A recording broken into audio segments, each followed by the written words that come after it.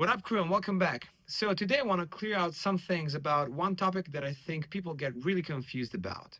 I am talking about all those drama guided workouts that you can see on the web, where you can play along to a certain drummer for like 20, 30 minutes. Am I saying that those videos are bad or useless? No, not at all. But you have to know why you're clicking on those videos, and many people don't. The most common reason why people click on those videos is because they might think something like, I gotta learn how to master my double strokes. So let me look for a good double stroke workout. And that's where things get confused. If you say something like, I gotta master my double strokes, it's most likely because you feel stuck at a certain speed.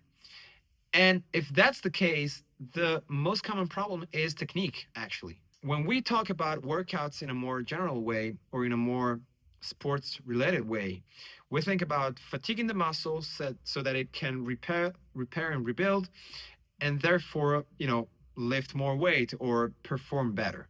So that should work for our limbs as well, right? We sit there for like, I don't know, an hour, we fatigue the hell out of our limbs, and at some point we'll be able to play double strokes at 300 BPMs. Well, that's not really how it works. I've said this a lot of times, but let me say it again.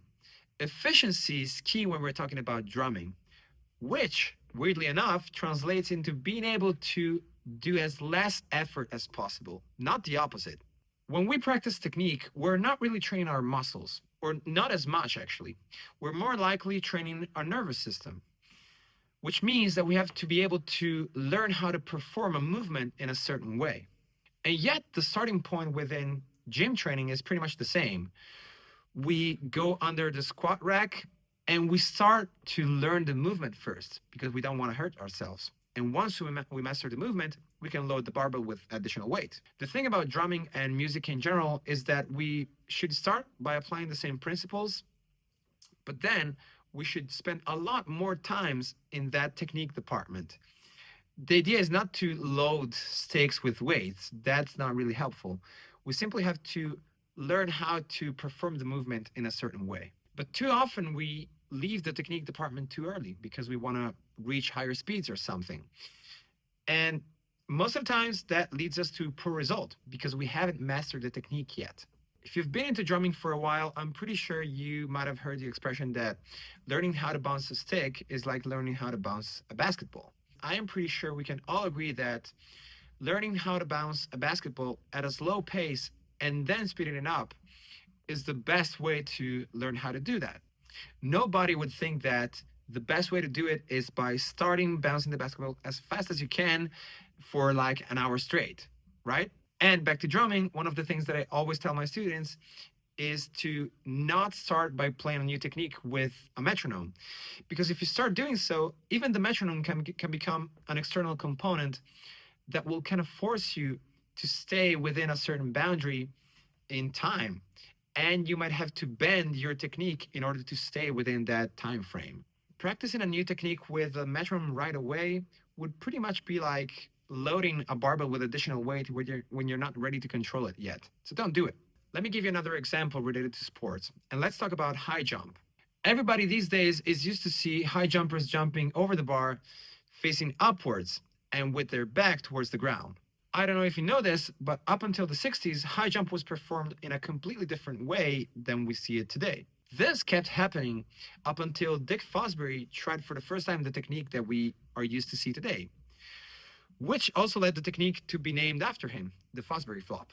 And guess what? That turned out to be the most efficient way to perform high jump up until now. Again, the goal is to jump as high as possible.